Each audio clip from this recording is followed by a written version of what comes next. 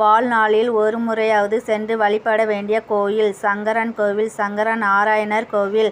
ஒரு வருடம் பாலமும், ஒரு வருடம் சருகும், ஒரு வருடம் தண்ணீரும், ஒரு வருடம் அதுவும் கூட இல்லாமல் விரதமிருந்தார்கள் அந்த காலத்து ரிஷிகள்.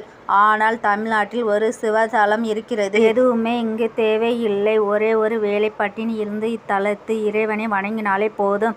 பல 100 யாகங்கள் செய்த பலன் கிடைத்துவிடும். இங்கு ஒரு நாள் தங்கினால் முற்பிறவியில் செய்த பாவமும், 2 நாள் தங்கினால் இப்பிறவியில் செய்த பாவம், 3 நாள் தங்கினால் முற்பிறவியில் பாவமே செய்ய இயலாத மனநிலையும் ஏற்படும்.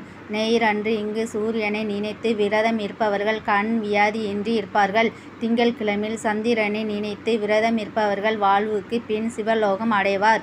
செவ்வாய்க்கிழமையில் விரதம் இருந்து நோய் நீங்கும். மேலும் சனி தோஷம் பாதிப்புகள் நிவர்த்தியாகும். புதன்கிழமையில் விரதம் இருப்பவர்கள் கல்வியில் சிறப்பாக திகழ்வார்கள்.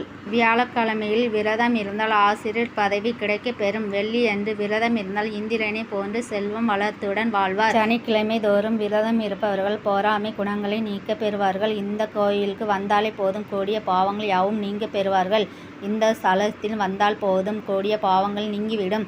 அப்படி என்ன கோயில் எங்கிருக்கிறது என்று கேட்கிறீர்களா? திருநெல்வேலி மாவட்டம் சங்கரன் கோயில் என்ற ஊரில் உள்ள கோயில் சங்கர நாராயணர் கோயில். இந்த கோயிலில் சங்கரலிங்கம் சங்கர நாராயணர் மூலவராக காட்சி தருகிறார். கோமதி அம்மாள் தாயார் பக்தருக்கு அருள் பாலிக்கிறார்.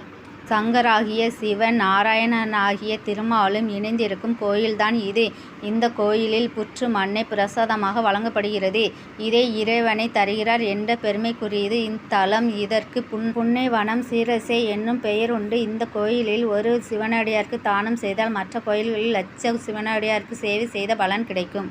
இங்குள்ள குளத்தில் நீராடினால் குழந்தை பாக்கியம் உண்டு. இங்கே தன் மகளுக்கு திருமணம் முடிந்தால் கூட 1000 கன்னிகா தானம் செய்த பாக்கியம் கிடைக்கும். இவற்றை வேத வாக்கியம் என நம்புவோர் மோட்சம் அடைவார் என்று புராண கதைகள் உலகுக்கு அளித்த சூதமுனிவர் கூறுகிறார். ஓம் நமச்சிவாயா.